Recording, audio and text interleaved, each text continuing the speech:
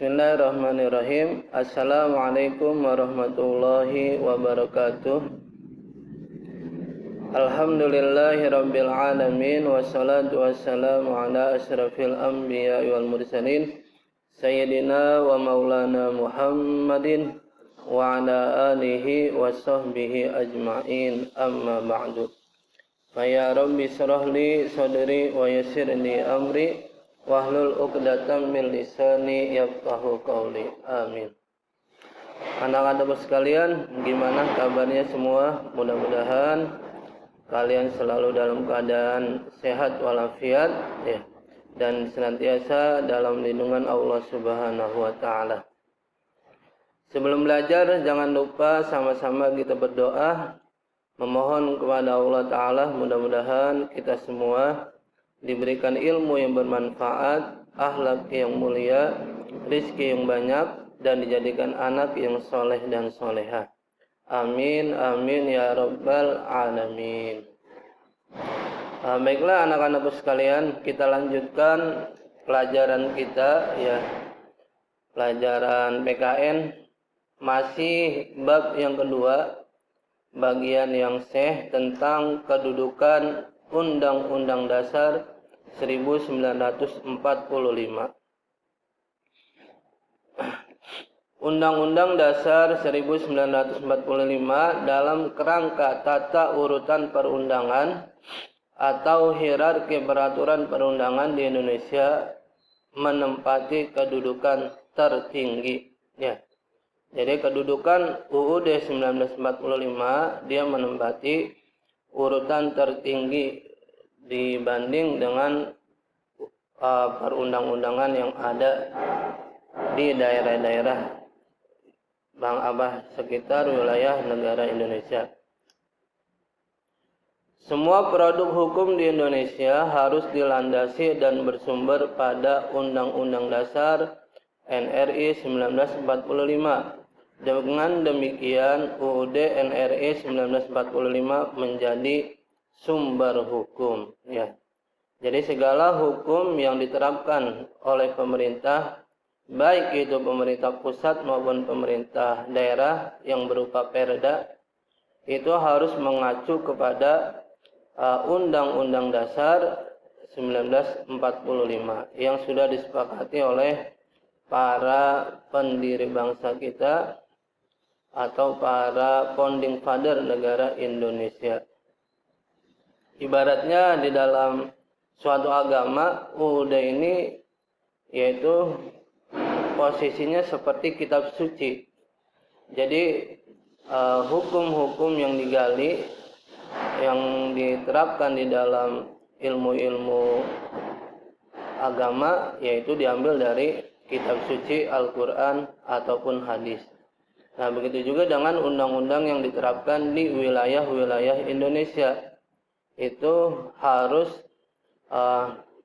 mengambil atau menggali hukumnya dari undang-undang dasar tersebut. Karena undang-undang dasar ini ya kedudukannya sebagai sumber hukum yang ada di wilayah negara Indonesia. Sistematika UUD 1945 ya. UUD 1945 memiliki dua sistematika, yaitu yang pertama pembukaan dan yang kedua pasal-pasal. Pembukaan ini terdiri dari 4 alinea. Ada alinea pertama berisi tentang persatuan, alinea kedua tentang keadilan sosial, alinea ketiga tentang kedaulatan rakyat, alinea keempat tentang ketuhanan dan kemanusiaan. Nah, ini biasanya yang suka kalian baca ketika mengikuti upacara pengibaran bendera. Di situ ada pembacaan pembukaan UUD 1945. Sistematika yang kedua yaitu pasal-pasal. Nah, pasal-pasal yang ada di Undang-Undang Dasar 1945 dia terdiri atas 16 bab, 73 pasal, 170 ayat. Ibaratnya di dalam Al-Quran itu, Al-Quran kan terdiri terdiri atas 30 juz, 114 surah, 6.660 ayat. Kalau UUD ayatnya hanya 170 ayat.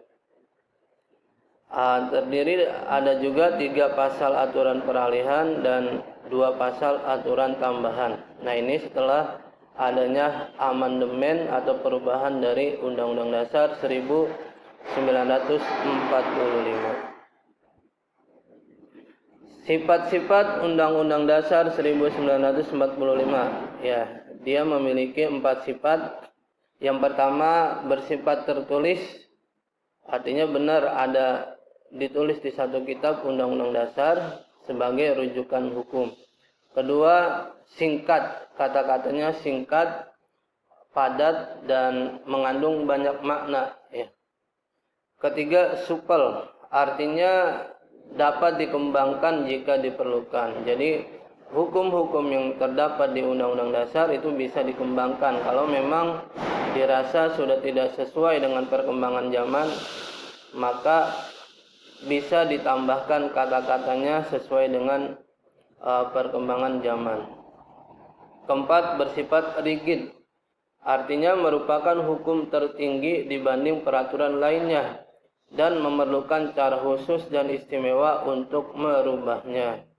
Ya, jadi yang namanya Undang-Undang Dasar tidak sembarangan orang bisa mengubahnya, tapi harus ada cara khusus dan melalui sidang istimewa yang dibahas oleh MPR dan DPR untuk merubah isi dari Undang-Undang Dasar 1945. Tidak bisa dirubah oleh hanya satu orang. Fungsi Undang-Undang Dasar 1945. Ya, di sini ada 4 fungsinya. Yang pertama, berfungsi sebagai hukum dasar.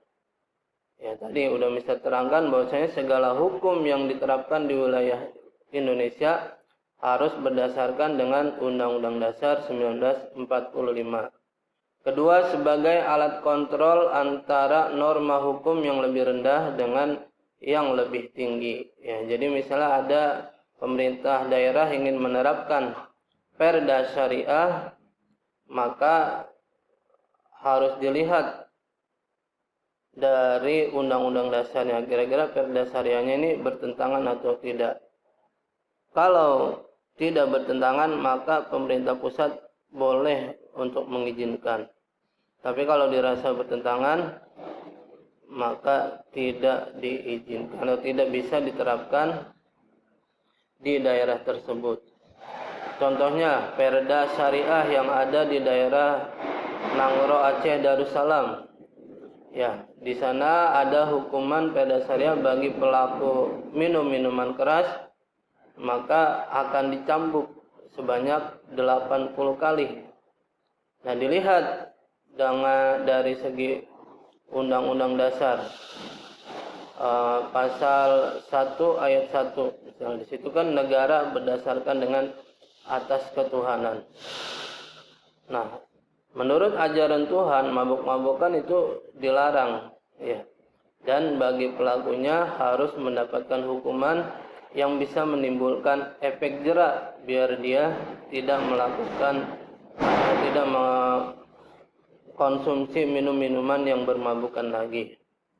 Jadi walaupun itu tidak diterapkan di seluruh Indonesia, hanya diterapkan di daerah Nangro Aceh Darussalam, karena isinya tidak bertentangan dengan Undang-Undang Dasar 1945, maka pada waktu itu Presiden SBY ya tahun 2006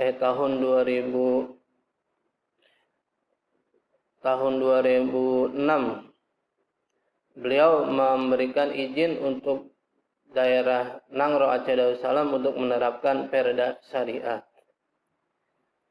Yang ketiga, menjadi pengatur di dalam penyelenggaraan negara. Ya, jadi fungsi Undang-Undang Dasar sebagai acuan di dalam untuk pemerintah pusat di dalam mengatur atau menyelenggarakan pemerintahannya. Yang keempat, sebagai alat penentu dari hak dan kewajiban seluruh warga negara, termasuk para aparat negara. Ya. Jadi di dalam kitab Undang-Undang Dasar di situ disebutkan apa saja yang menjadi hak dan kewajiban bagi seluruh warga negara, ya, termasuk aparat negara, pemerintah, pejabat, ya, dan lain sebagainya. Contohnya saja, setiap warga negara berhak untuk mendapatkan pendidikan. Ya, itu diatur di dalam Undang-Undang Dasar Negara pasal 33 ayat 1, ya. Dan selain itu, setiap warga negara memiliki kewajiban yang sama untuk ikut serta dalam usaha bela negara, ya.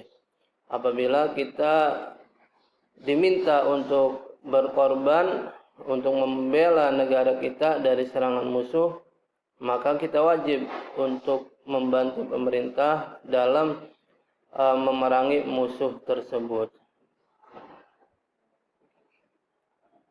Ya, mungkin hanya ini saja materi kita pada kesempatan kali ini.